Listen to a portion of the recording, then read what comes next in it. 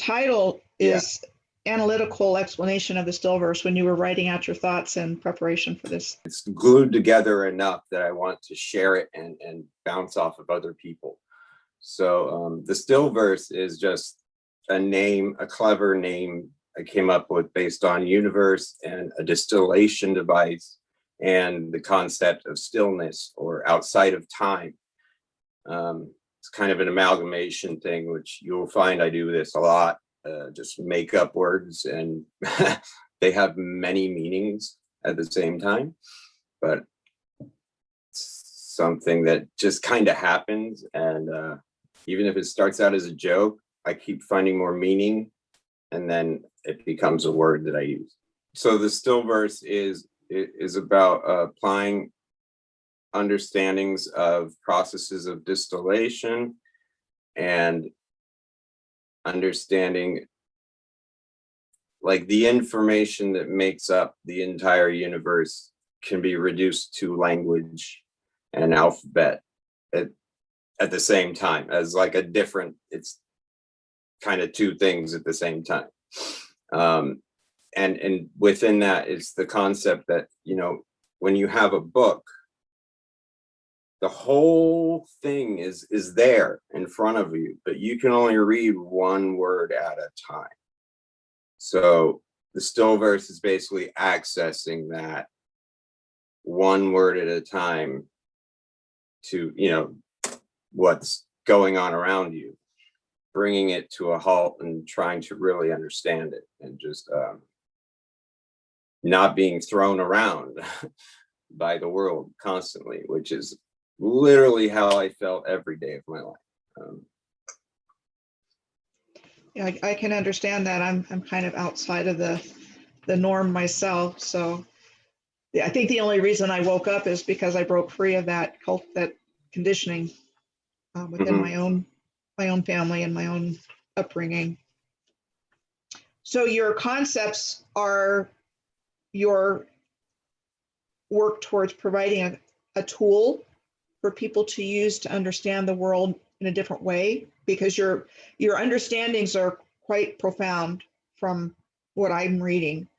And I should say understanding, and that word has been coming up a lot more. You know, we use the word understanding, you know, denoting something underneath, whereas, you know, we're really talking about understanding, and that you have done an extensive amount of research into other cultures to illustrate your point. But it's more like a distillation process to try to get to the truth of what your experience is showing you. And so there were some words that you used to kind of define the terms that were coming up in the document that you provided me. And so I was just going to have you talk about some of these terms to kind of get it in people's minds, the kinds of things that your experiential journey in this is bringing to you. And I think a big one, because this really jives with what I'm finding, is what you call errors. And if you could talk about that. So this is a perfect example of a word that I make up, that it's because so many times there's coincidences of it either rhyming or something like that, and I get so many meanings from it. And it's based on the principle of you shouldn't give your enemies nice names, and you shouldn't give them names of power, and you shouldn't, you know, put them on a pedestal, but why not give them something that's spelled wrong and or like basically denotes a glitch or something that should be removed. And it's like the ending of the word sorcerer, but you remove the source and you end up with an error, which is basically what our society is right now. That's the easiest way to say it, but it's like, it's also, they seem to be the errors, the error of the world. Like they were given this world, or they stole this world or something. They seem to feel like it's theirs to misuse as much as they want. And, or because they seem to be mining all of the Earth's nutrients at an accelerated rate. And it should always be remembered that what they're doing is very wrong. And I agree with you, Douglas, about the errors, because what I'm seeing are very negative, actually malevolent beings that figured out a way to come in and take over everything. And that their end goal, which I do not believe they're going to reach, but that's my personal opinion. I have an optimistic perspective at this point. But their end goal was to turn us into them, into their twisted, not in the likeness of God and source, but in the likeness of them. I don't think a society should support the things that it doesn't want its people to do. You can let it happen, but you don't give it infrastructure. You don't give it, you don't give it money. You don't support it. Society will, if you give it enough beautiful things to enjoy, it will gravitate towards it. And actually, that's a good segue into what is a Sicksickle, which I love. Ha, Sicksickle. Well, it's when your cycle is sick, obviously.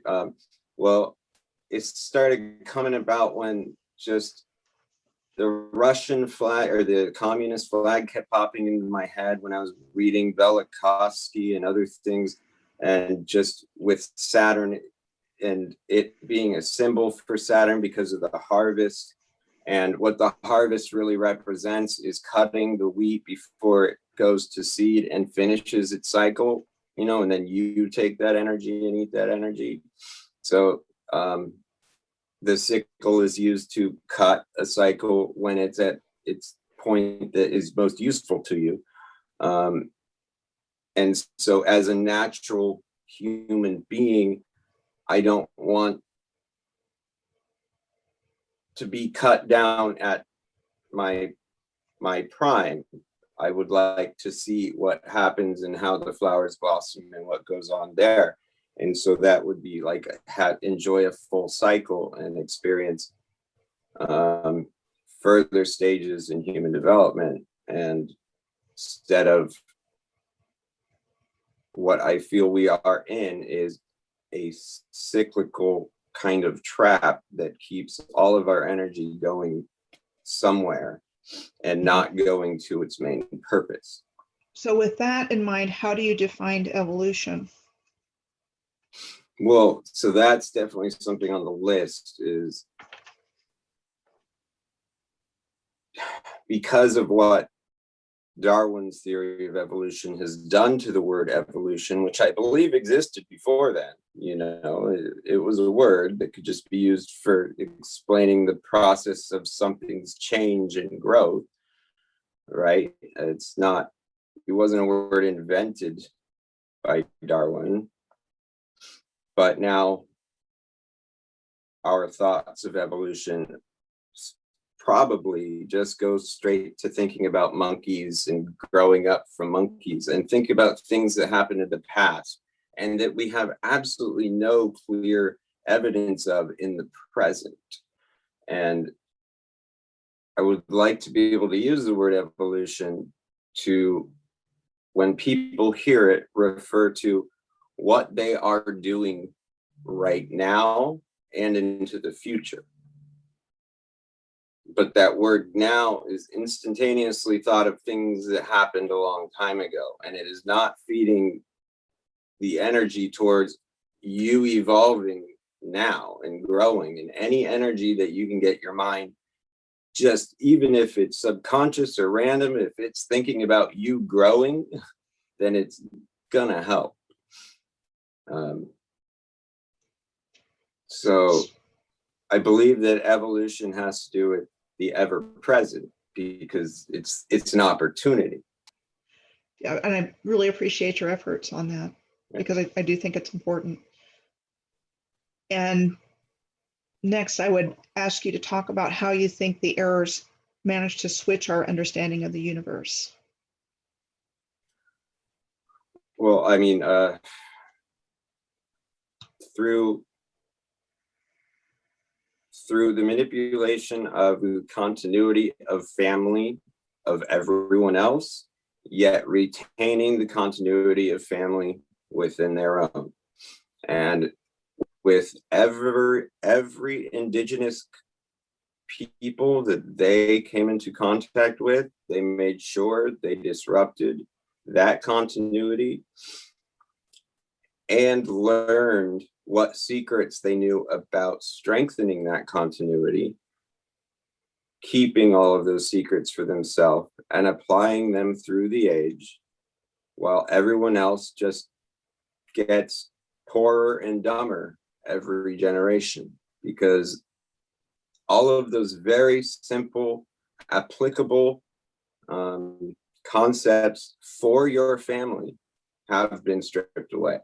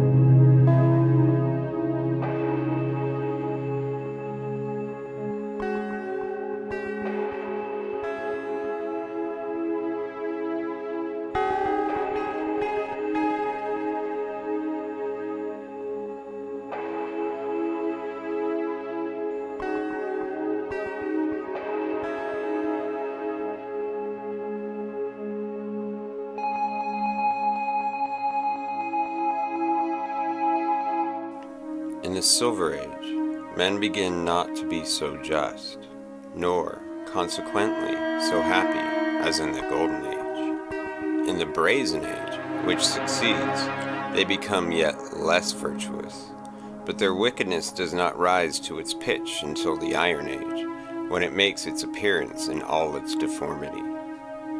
O mud flutters, the stories of the songs of the Stillverse are so numerous. It's the story of how we ended up here in this mud-flooded amnesiac of a pickle, not too far off in time from the lines of Ovid recited above, to the golden arches, symbols of maniacal overlords here in Miquelon. Uninitiated, yet inebriated, our society is the story of the great mechanism of errors, far beyond the conscious mind that sees all that it can see. It ties this mud to the dimming of the light, the weight we feel, daily increased, that time, however fixed to digits on the walls in our mind, has grown elusively quick, our perception receiving less and less information per cycle, picking up moments further and further apart from each other. How many moments did we lose during this catastrophe? What does it mean that beyond my great-great-grandfather of my own family, we know nothing?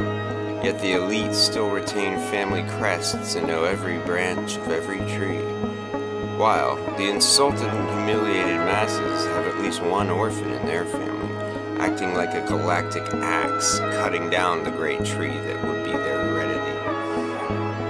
And what is misunderstood about these trees?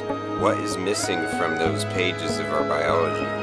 Well, these are secrets of the Stillverse. Only the initiated are welcome to these. But what I can say is that our entire world is in need of an enema, a cleansing of the errors woven trends, an erasing of the illogical sense devised by the artful deception, a redevelopment of our own antiquitech. As everything around you expands, your refusal and inherent residue dooms you to the very small, a space and weight not customary to house a spirit such as man. This subatomic realm mirrors one's visions of hell. This flood leads us into the depths, further into the material, and once in this place, lost all capacity for pleasure.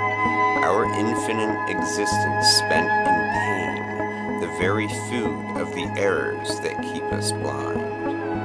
If the theories dispensed by the community of mud I feel I owe my final reshaping to have intrigued you, O viewer so few, then I beg you to take a leap further into the symbolic halls of a new way of seeing, an initiation into deprogramming what the errors have been programming, a new sense of time, hope, and technique for evil banishing. Wet your beaks, great and youthful imix, reset the motion of the greater wheel within the spheres of this wise and humble community. I thank you, Mud Flutters, for while absorbing your content, Michelle Gibson, John Levi, was I eventually brave enough to ask the right questions. And how clearly you have all shown me how it is all about asking the right question. How in debt I am to you for a new way of seeing, lifting the veil, so to speak, always dreaming. Ahomataklias, hollow you, hollow me.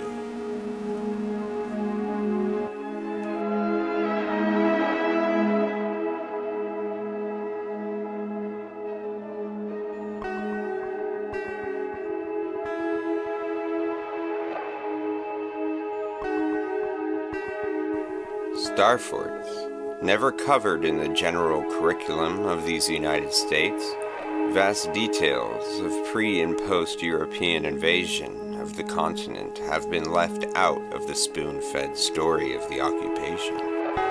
And as my faithful contemporaries are mapping out the alternate, closer to the truth, my story, piecing together the events of the corporeal world known to the Stillverse as Mictlan, I am, on the other hand, through devices and techniques of old Tartaria, weaving together the overlapping stories of the events and dramas of Topan, the name given to the artful, unseen forces that occur in tandem with our cause and effect. Influences that previously did not fit will be measured and set. A firm sense of knowing exactly what is happening in the world today can be known. You do not have to be subject to the static verse.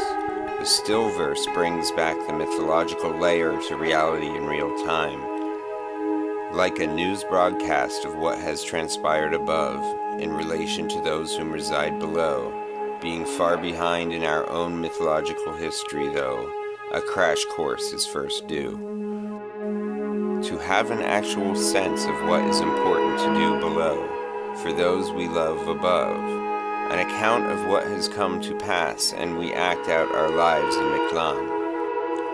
Thanks to the tireless efforts of autodidactic and an open-minded intellectual skepticism, imagination, and faith, a mixture of which the narrative enthusiasts and fundamental materialists really don't seem to want to try, an open-minded pursuit of any kind. Let's reclaim the earth and mind.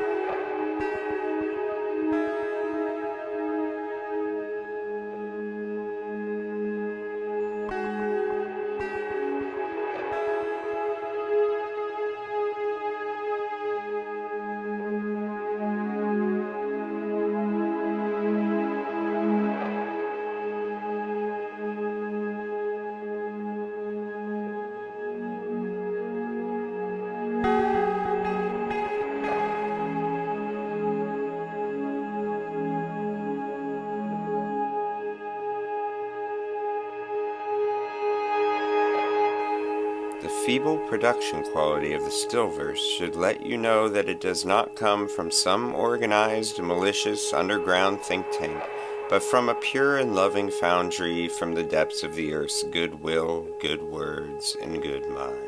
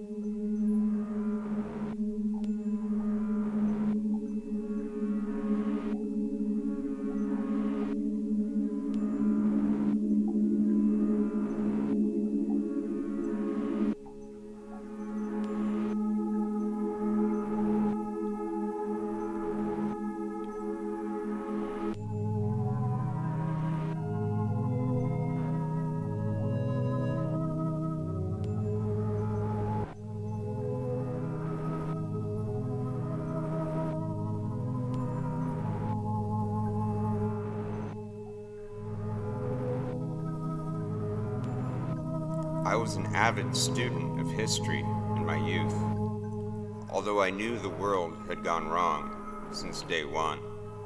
I was not aware of the nefarious nature that led us here. I was led to believe it was folly and greed that uprooted the world of kindness and creativity. I had the naive sense to believe that science would uncover the missing Sphinx, and to the world openly admit, we found the truth and we must commit. But instead they crushed the validity of their history, and they fed science to the altar of their dollar, mocking the meaning behind the word, while the meaning of the word history is mocking us in return. History is now dead, like Nietzsche once proclaimed of their God. Not ours, not our spirit. Get your Nietzsche straight. He has been manipulated like every living lake. How many malicious attacks have I survived intact? I have lost everything I have owned 4 times. All my art, music, and tools, gone like memories of before the flood. I have been attacked in mind and body. Pneumatic fevers almost killed me 3 times. My appendix almost burst. Another attempt to hurt my faithful spirit. That is like burning down his home. Please understand this. Appendix, an imix, is not a useless organ, but a house for spirit. In culture of good mind, my appendix housed the Cathars of our present mythological time. So the Great Spirit sent me a replacement house, the Chandelier House, and yet again I fell from a great height, with the weight of the architectural form, of no weight to those pure in stock, were to me the actual weight of stone. I spent so many years painting, one painting at a time, all the while conversing with this river, these words, these trifles spilling forth, and I just let them flow by, till the day came to start another painting, so I stacked them on the floor, a huge pile just getting dusty. The words, thoughts like gold, just lost to the wind. The painted image on the floor, itself just a signature that I was there, that I was part of that blossoming flower, but no more. The paintings I painted were layer upon layer, so that in the end you see only but one while a whole museum of symbolic transferring of things too big to transmit, encapsulated in grains of pigment, tied to resonant remembrance, linked to IMIX present, hidden in layers below, too abstract to interpret. I thought to myself, how do I transmit? How do I transmit this to you?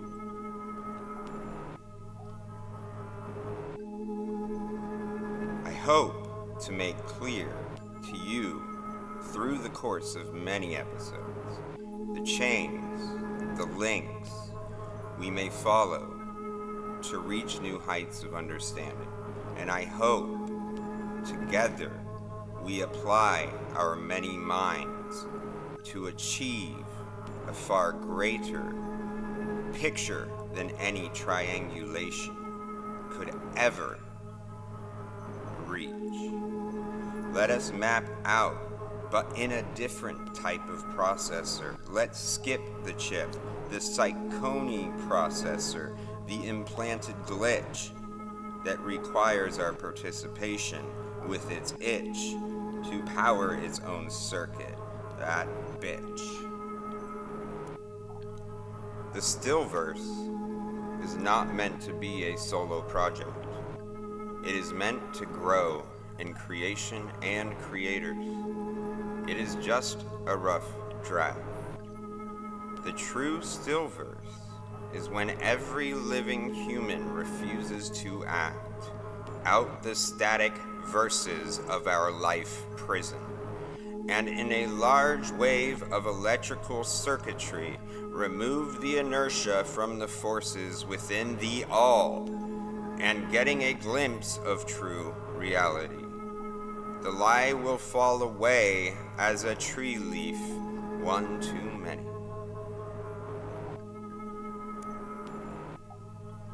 So many years have been lost trying to decipher our world, so it is partly my fault that I feel ever rushed by internal forces.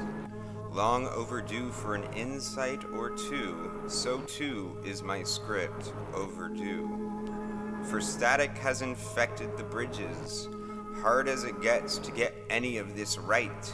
The pile is high, that of unshared insight. So even harder than it seems is how to pick and choose a paresis to share with you. That the Lord is lard can actually be seen, since fat is father. Again, the script walker have covered our ears with nonsense and fears. The moment I left my mother's side to see the world through the Father's eyes, this is when I confounded the natural rhythm within, offended my spirit guide, instructed them to hide deep inside, till that day of Radio Birdman, and I dancing in fields of self-generated iMix, this road of pollen swept inspiring steps through this contagion, a dissonant wave that leads to harmony in a different key. Homatakliasan, hollow you, hollow me.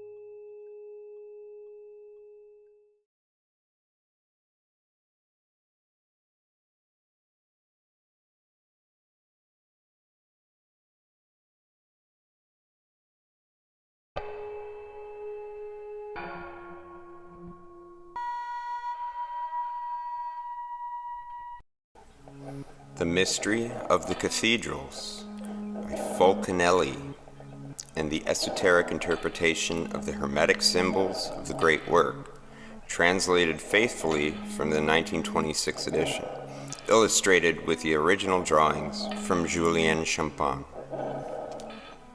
Now, I was just going to begin reading this book, which I just received, but opening it up randomly today, I think I have found something. Something indeed. Regarding a quote some Zionists made, that the truth could be found just in a single letter being misplaced. And that has always been in the back of my head. But I opened to page 68, chapter 4, and it says on the left and on the right is a drawing. Notre Dame of Paris, central porch, the Athenur and the stone, plate 8-A. On the left side, it says, the motifs on the right side are more difficult to decipher. Blackened and gnawed, they owe their deterioration mainly to the orientation of this part of the porch. Swept by the westerly winds, 7 centuries of gusts have worn them to the point of reducing some of them to the state of indistinct and fuzzy silhouettes. On the 7th bas relief of this series, the first on the right, we notice a longitudinal section of the Athenur and the internal apparatus intended to support the philosophical egg. With the right hand, the character holds a stone. It is a griffin, which can be seen in the following circle. The mythological monster whose head and chest are those of an eagle, and who borrows the rest of the body from a lion, initiates the investigator into the opposite qualities that must necessarily be assembled in the philosophical matter.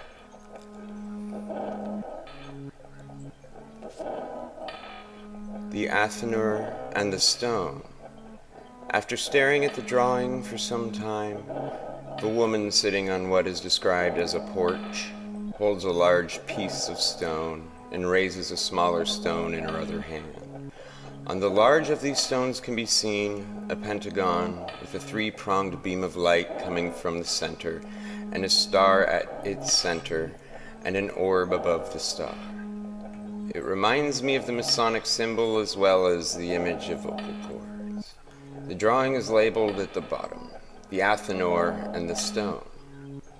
Within the word Athenur, we find Han and Torah, human minus the the Torah of man, as well as when you put the words together, you get Netorah, Na Torah, and the stone. The stone becomes a tone, the seemingly invisible counterpart to the architectural stone, by moving the S to the end and letting the T ring clear. The philosopher's tone appears, the natural tones, natura tone, that lead us back home, the philosophical egg. They have been parading these symbols above our heads for some time now, that of the eagle and the lion, and it's merging with the griffin. And what I say does not discount any of the other symbolic interpretations or physical applications. There's always room for another layer. That is how the errors attack from every dimension, encoding their spells into every fabrication,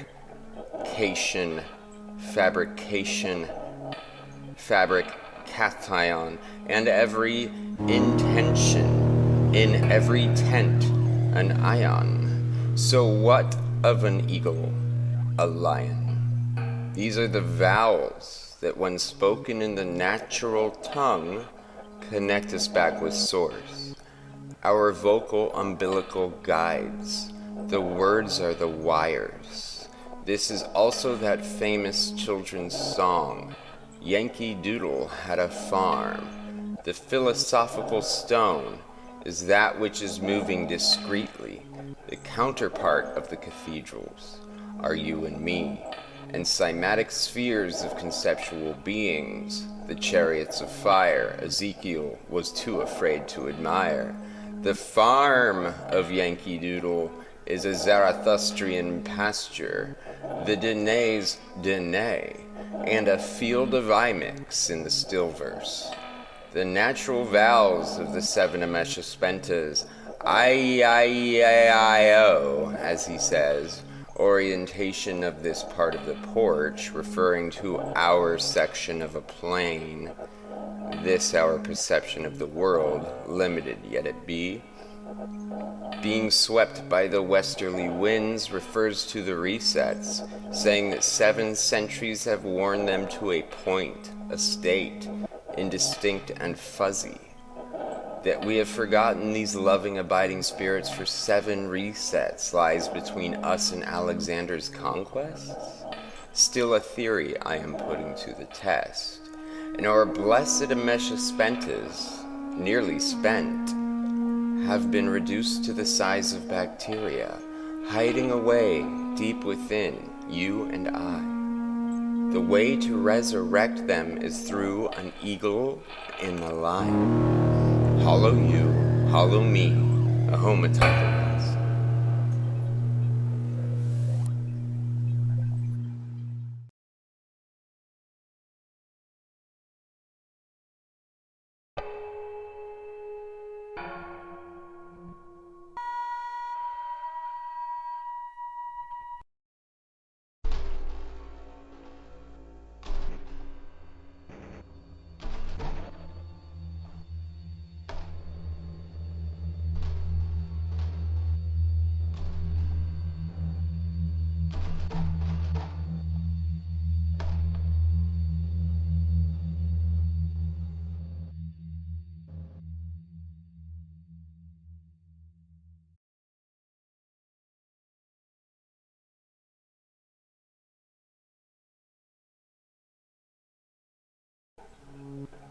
Chapter 5. While the decoration of the protruding parts was reserved for the carver of images, the ceramist was responsible for decorating the floors of the cathedral. It was usually paved or tiled with baked and painted terracotta slabs coated with a leaden glaze.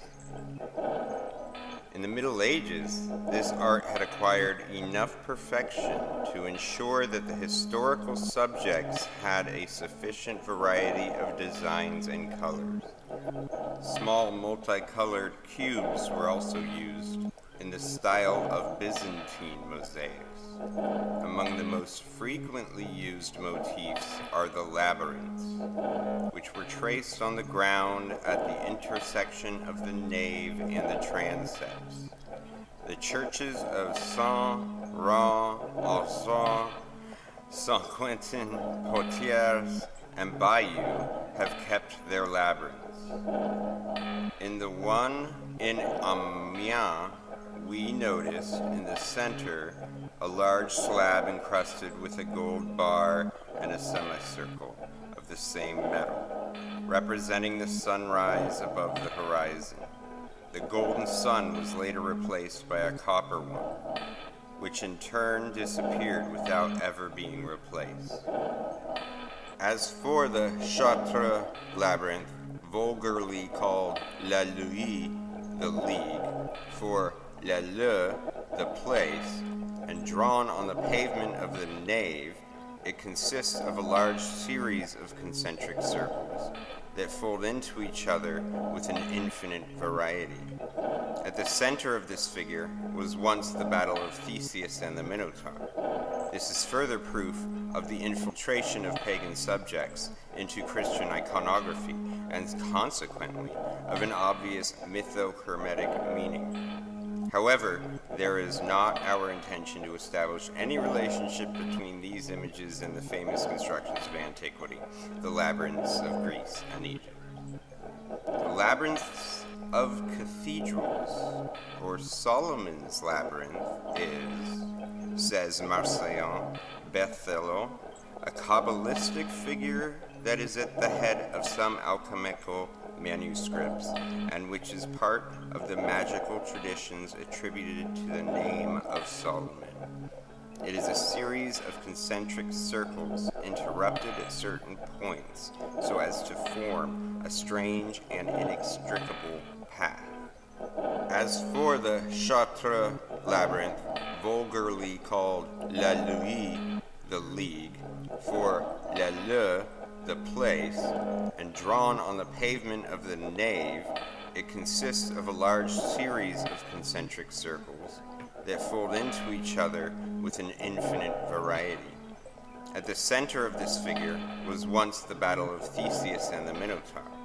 This is further proof of the infiltration of pagan subjects into Christian iconography, and consequently of an obvious mytho-hermetic meaning. However, there is not our intention to establish any relationship between these images and the famous constructions of antiquity, the labyrinths of Greece and Egypt. The Labyrinths of Cathedrals, or Solomon's Labyrinth, is, says Marcion Berthelot, a Kabbalistic figure that is at the head of some alchemical manuscripts, and which is part of the magical traditions attributed to the name of Solomon.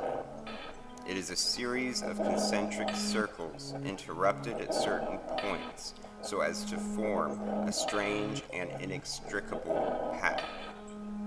The image of the labyrinth is therefore emblematic of the whole labor of the work, with its two major difficulties, that of the path that must be followed to reach the center, where the hard struggle of the two natures is fought, the other, the path that the artist must follow to get out of it. It is here that the thread of Ariadne becomes necessary for him, if he does not want to wander among the meandering paths of the work without succeeding in discovering its outcome. Is not our soul the spider that weaves our own body? But this word also appears in other forms. The verb means to take, seize, lead, attract. Hence, what takes, seizes, attracts. So is the lodestone, the virtue enclosed in the body that the wise men call their magnesia. Let's continue. In Provençal, iron is called aran and Iran, according to the different dialects. He is the Masonic Hiram, the divine Ram, the architect of the Temple of Solomon, the Philibre, called the spider Aragno and Aragno. In Picard, it is called Aragni. Compare all that with the Greek, which means iron or lodestone. This word has both meanings. That's not all. The verb expresses the rising of a star. It comes out of the sea. From where? Arian, the star that comes out of the sea, which rises, or Ariane, is therefore the Orient by permutation of vowels. In addition, also has the meaning to attract, so is also the lodestone, going back to which has given the Latin sidu, sideris, star. We still recognize our Provençal Aran, Iran, Aryan, Greek, the rising sun. Ariadne, the mystical spider, escaped from Amiens, only left a trace of her web on the pavement of the choir. Let us recall, by the way, that the most famous of the ancient labyrinths, that of Knossos in Crete, which was discovered in 1902 by Dr. Evans of Oxford, was called Absolum. However, we will point out that this term is close to absolute, which is the name by which the ancient alchemists referred to the philosopher's stone.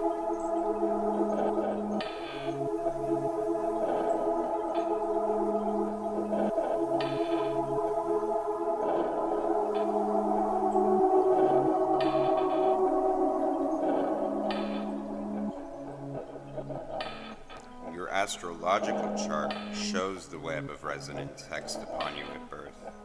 From the planet's orbit that must be unraveled, the key of Solomon is the key to each one's chart. On top of this web is the linguistic web, and then the genetic web, and then the technological web.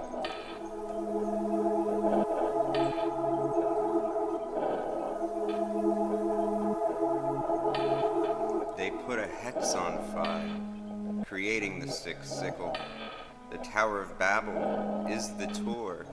The trick, as Fulcanelli puts it, the turn of events, the torus we make is the manipulated phi, to turn in on itself instead of forever glide. This tour we are on of repeat witness, view, lie, efficacious carcass is the spirit rays, lost, turned head and back into, as the tool puts it, to apple-bottom jeans, taking us to L as the forefathers of the next reset. Those faces, royalty-bound, unless we interrupt this with our collective sound. Homotaklias. Hollow you, hollow me.